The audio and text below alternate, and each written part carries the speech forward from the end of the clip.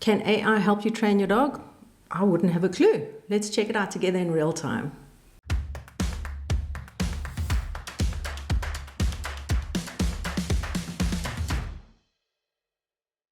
This should be fun. I'm using OpenAI's ChatGPT, and let's just bang on. Let's ask ChatGPT some questions. I think let's start off with something nice and simple. How to teach my dog to sit. Let's see what it says here. Okay, it's fundamental, quiet environment, treats favorite toy, dog's attention, guide them into position, say the command.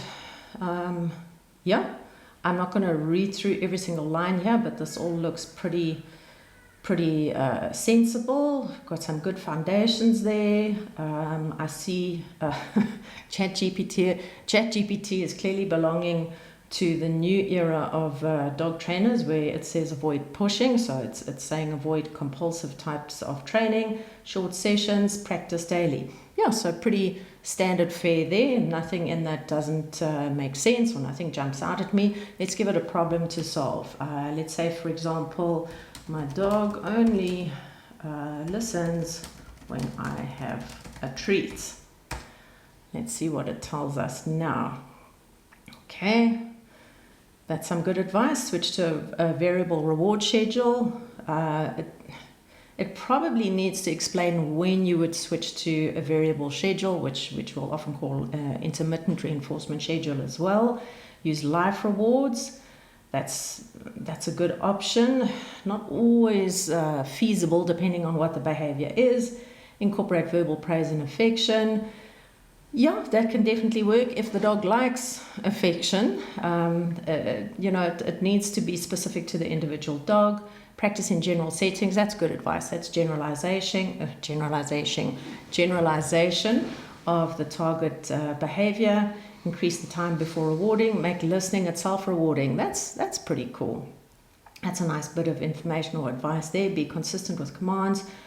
Blah blah blah blah blah blah blah. So there's a whole bunch of stuff there. That's pretty good when it comes to how to make sure that the dog is reliable, even if you don't have any treats on you. I would prefer to see a little bit more technical advice there in terms of fading the treats. I'm sure if you ask it, let's ask it. Tell me about fading the treat. It's probably going to give me much of the same. Yeah, pretty much. Oh, okay, now we're getting a little bit more specific. So this is something that when I was thinking about this video, I was pretty sure that we were going to end up in this situation, which is exactly where we already find ourselves. And that's pretty much the input that you put into the machine is going to by and large determine the quality of your output. So if you're asking the right questions, you're going to get good advice. If you're not asking the right questions, you might not get the best advice. I mean, it can only be as good as the information that gets put into it. But the response there to my question is pretty good, quite comprehensive. Okay, let's ask it something that's not training. Let's ask it more of a behavior type setup. How do I stop my dog from being reactive during walks? I was about to say I'm so impressed with my typing, and then I went and made a typo. Let's see what it says. Okay, it's giving us the normal blah blah. Understand the trigger. That's a really good place to start when it comes to understanding reactivity. And I deliberately asked a bit of a nasty question: how do I stop reactivity? That's a tricky one. I think a more realistic question would have been, how do I reduce reactivity? Observe body language, create a safe distance, high value rewards, alternate behavior, desense and counter conditioning. Absolutely. So far the information or the advice that it's giving is pretty sound. Some straightforward learning theory here, some pretty standard techniques. I saw something there that really caught my eye. Use proper equipment. Avoid retractable leashes. Absolutely. Okay, I've just become a huge fan of, even more of a fan of ChatGPT. Retractable leashes. I guess in some contexts they could be useful, but especially when it comes to dealing with reactivity, they really just from so many perspectives they cause a massive amount of trouble. But that's a whole nother topic. I got distracted there, but I was very glad to see that point. Increase exercise, gradually increase exposure, and this is really important here. Seek professional help. I think it's important for the tool to understand it has limitations, and I must say the ChatGPT in particular, and I've used some other AIs when I was testing on these questions. They're pretty responsible in that regard, where they emphasize that this is just a response based on information that it has collected. It's not specific to the individual, and in severe cases it's really better to consult a professional who can help you work through the problem in real time. So it's nice for sort of the basic stuff, but when it comes to more serious stuff of a more severe type of nature, it's probably best to consult a professional. And then some bonus tips. That's avoid punishment, which can obviously worsen reactivity, which is often motivated by fear. So you can understand how punishment is just going to make it worse. And this is really nice. Track progress to see what strategies work best for your dog. This is something that in dog training we often, hello McAfee, go away. We often in dog training tend to use a strategy and not think to ourselves to measure it. It's so important. If you're not measuring it, you don't know if it's getting better, worse, or staying the same. So I really like that it included that point there. Let's ask it something else, a little bit meatier. How do I respond to off-lead dogs when I'm walking my dog? Which I think is a fairly common problem that some people might have. It's stressful, no lies. Stay calm. They always, whenever you see something saying stay calm, you guaranteed it's going to be a terrifying situation. I don't think anyone in the history of the world has actually stayed calm when they've been told to stay calm. Read the other dog's body language. That's quite a good one. We can often assume that a dog that's barreling towards us is going to be unfriendly. Maybe it is friendly. I mean, hope is a great thing. And it gives you some pointers there on how to recognize that. Use a command for your dog. Again, it depends on the context. If I'm, say for example, I've got a young puppy with me and another dog's barreling towards us, to ask my puppy to sit and look at me. I mean, come on. It's a dog, it's not a robot. But with no offense to present company. I guess give your dog something to do, but I think it's very much context specific. Use body blocking. Okay. Again, context specific. There would be some situations where I would say definitely don't do that. And the problem with body blocking is that you no longer have much leverage to control your own dog. That one, no, I wouldn't suggest that one. Carry tools for protection. A pet safe spray, umbrella, walking stick. You're not going to obviously hit the dog with it, but you can use it just to sort of block them or let them think twice about what it is they're wanting to do.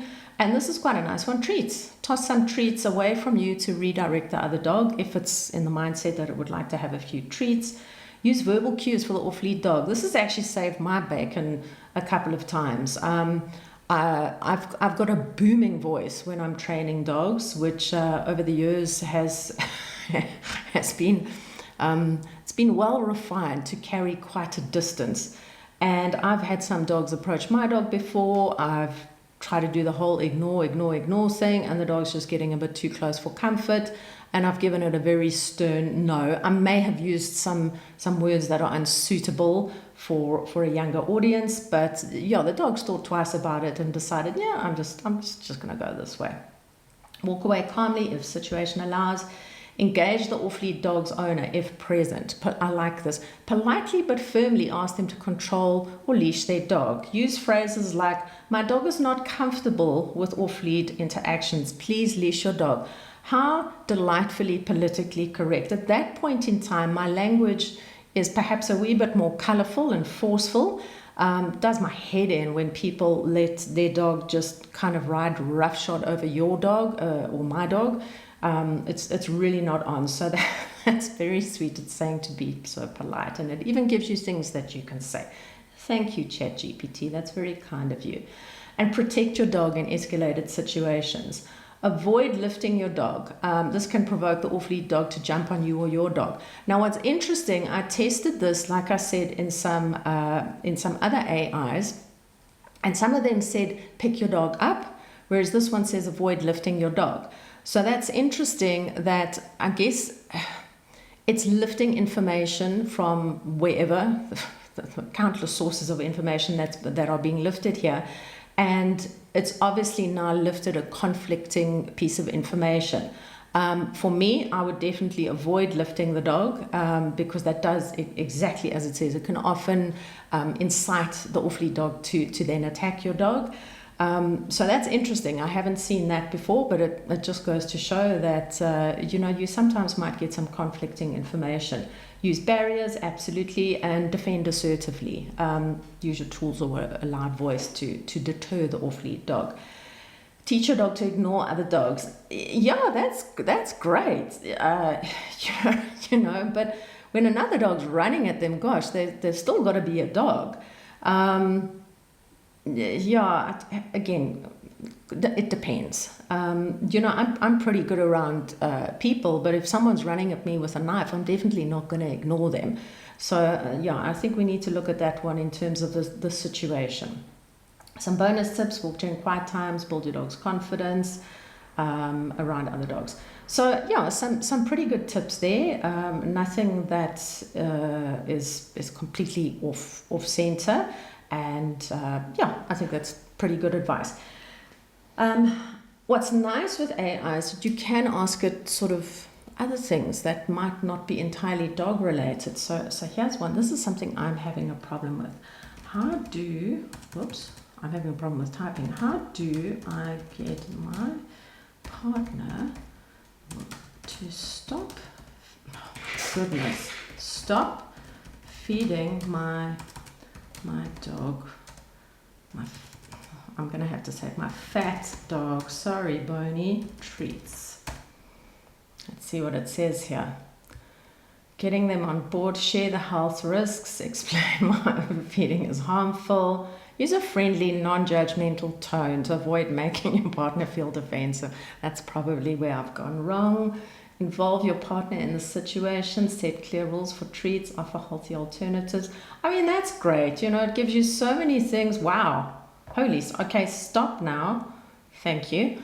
It gives you so many things that you can do. It really is incredibly helpful in that respect. So definitely something that could be used as a helpful tool. I'm going to ask it an interesting question now. What is better, using AI to train my dog or a trainer? Let's see what it has to say. There you go. Depends on your dog's needs, your goals, and your personal preferences. This is nice. The pros to using AI to train your dog: convenience, cost-effective, personalized paced, learning tools. There's loads of tools that are at your disposal, and data tracking. You can track your dog's progress, depending on what pattern or program you're using. Cons. So there's limited personalization. You obviously don't have someone who's getting to know you and your dog, and lack of hands-on guidance. This is the bit that for me is the most important. You may misinterpret advice or struggle to apply it effectively without expert supervision. A lot of dog training and dog behavior is about seeing the little things and understanding things in context. So if you're coming at this without that knowledge, you might be putting either the wrong information or insufficient, inadequate information into the AI, which is obviously going to limit how it's going to be able to help you. Cons: reactive behaviors, aggression, fear, or anxiety will often require in-person expertise.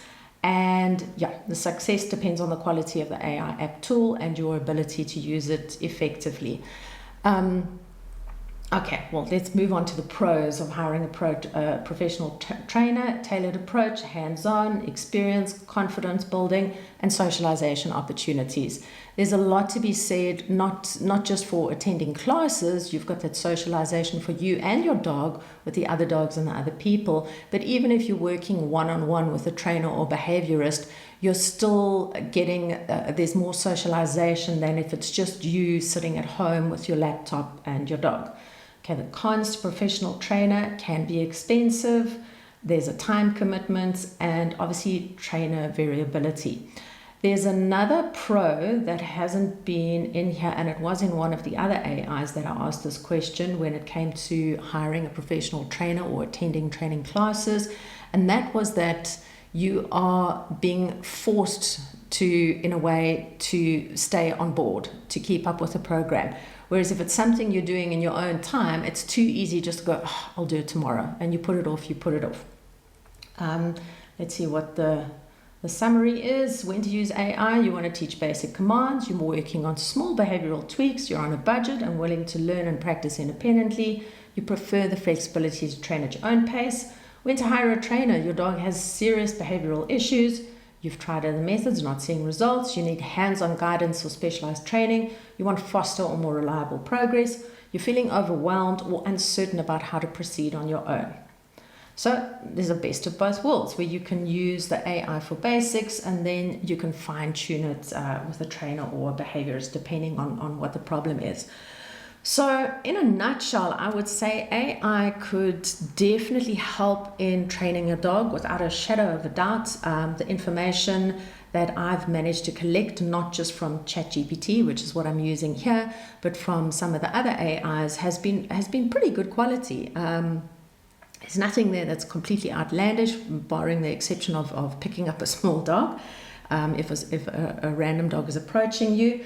So overall, I think that AI could definitely be a useful tool when it comes to training your dog, but I still think there's very much a place for dog trainers, dog training classes, for dog behaviorists. I think there's too much context, there's too much nuance for a model like an AI to be able to effectively address all possible problems that you could have.